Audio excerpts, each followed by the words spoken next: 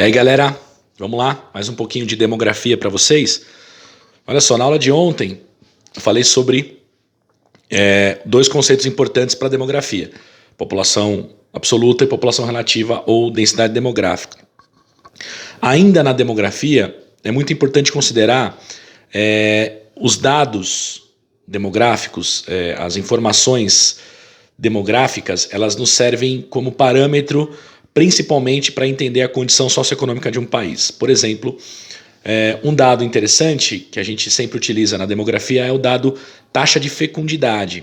A taxa de fecundidade ela é o número médio de filhos que uma mulher tem naquela sociedade, tá?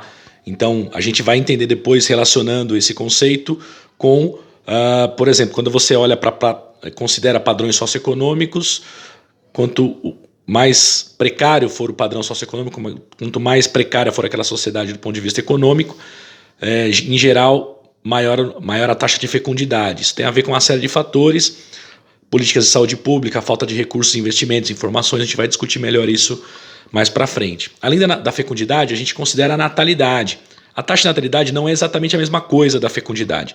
A natalidade representa o percentual da população total que representa os nascimentos. Quantas pessoas nasceram naquele país. Então é naturalmente que uma coisa está relacionada à outra, certo? A fecundidade é um valor, é um dado, que é o número médio de filhos.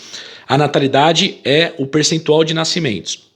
A partir da natalidade, a gente também considera o quanto estaria aumentando.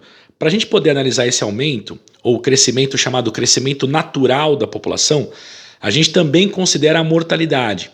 Então, a mortalidade é o percentual correspondente ao número de de óbitos, de mortes daquela sociedade. Então, nós temos dois dados importantes: natalidade e mortalidade.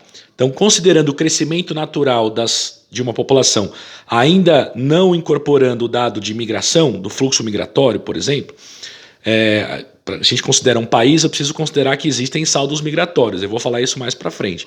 Mas, em demografia, a gente adota uma análise importante sobre o crescimento natural ou crescimento vegetativo. Então, a obtenção desse dado se dá a partir da taxa de natalidade menos a taxa de mortalidade. Então, é o quanto naturalmente aquela população aumenta. Então, o crescimento vegetativo ou crescimento natural é igual à taxa de natalidade menos a taxa de mortalidade. Ao longo da história, o crescimento vegetativo mundial ele foi se comportando de maneiras diferentes. Eu vou depois disponibilizar um material para vocês, justamente para observar isso. Ao longo de um longo período, até basicamente o século XIX, nós tínhamos um crescimento vegetativo equilibrado, relativamente baixo e equilibrado por quê? Porque nós tínhamos uma mortalidade ainda bastante alta, ou seja, os valores se equivaliam, a natalidade e a mortalidade, por isso o equilíbrio. À medida que as sociedades humanas avançam na medicina preventiva, nos medicamentos, na própria medicina com diagnóstico, medidas de saneamento básico, água tratada, algumas doenças passam a ser curadas, a mortalidade cai muito, o nível de mortalidade cai, porém a natalidade permanece. Aí nós já temos um desequilíbrio. Se o nível de mortalidade cai, significa e a natalidade permanece, o crescimento vegetativo ele aumenta ao longo do tempo, certo? Então, olha o raciocínio. Eu estou só contextualizando para vocês a análise do comportamento da população mundial. Se a natalidade se mantém e a mortalidade cai, o crescimento vegetativo aumenta. Isso vai acontecer basicamente até o século XX. Já no século XX, o que começa a acontecer? Basicamente no início do século XX, final do XIX, comecinho do XX. Para muitos países industrializados, países mais ricos, o nível de natalidade também começa a cair. Então a mortalidade caiu bastante e a natalidade também cai, certo? A mortalidade começa a se equilibrar, porém a natalidade continua caindo. Ou seja, a gente tem uma redução do crescimento vegetativo. A gente vai analisar em demografia o porquê que isso acontece. Por enquanto, entendam que o dado demográfico, natalidade e mortalidade, serve para eu entender o comportamento da população. Agora, para o pensamento geográfico, para o conhecimento demográfico, é importante a gente relacionar o comportamento dessas taxas com a conjuntura econômica, a conjuntura política, por exemplo. Então, o que está acontecendo no mundo que está resultando numa queda de natalidade, uma queda de mortalidade. Então é essa análise que nos interessa. Eu só estou fazendo uma introdução, a gente vai analisar isso que eu destaquei para vocês aqui na minha exposição, que a gente chama de fases da transição demográfica, certo? De momentos diferentes da transição demográfica. Depois vocês vão entender melhor isso quando eu detalhar um pouco mais para frente. Então olha só, natalidade, mortalidade, crescimento natural. Além disso, existe um indicador muito importante, um indicador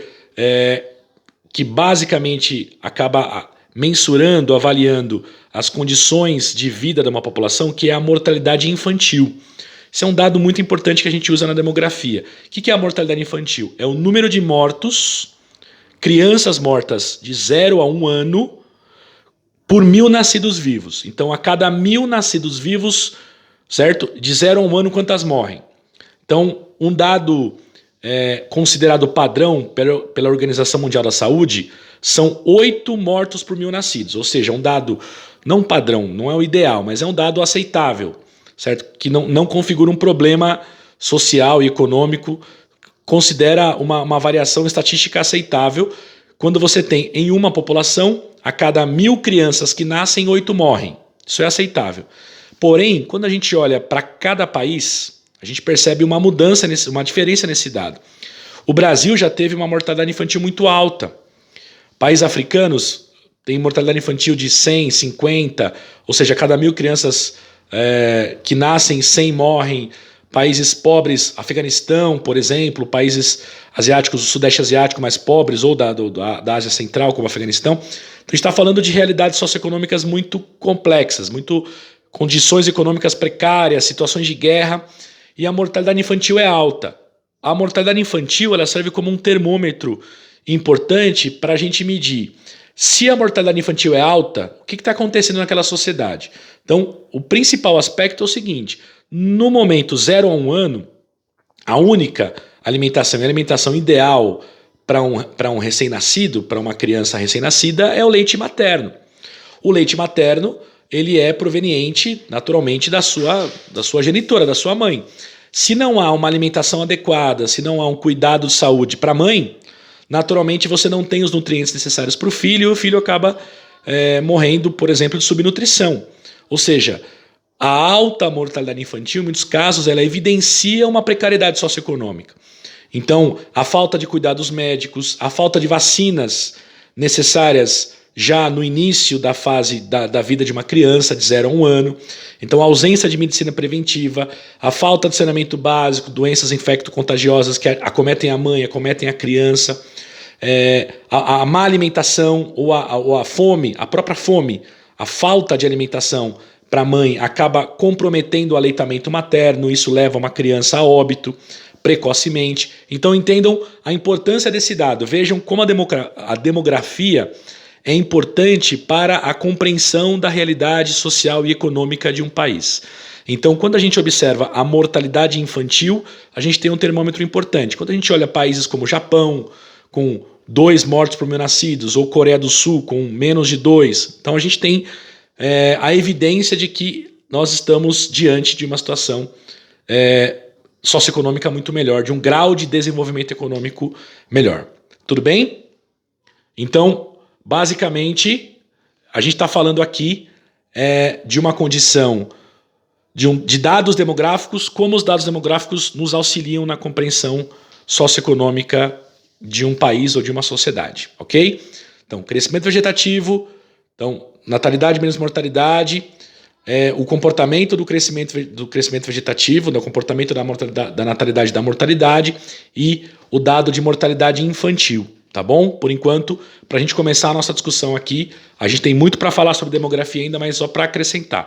Então, estou colocando também umas questões aqui, uma questãozinha só para pontuar esses conceitos que eu já apresentei para vocês, tá bom? Um bom final de semana para vocês, um grande abraço, tudo de bom.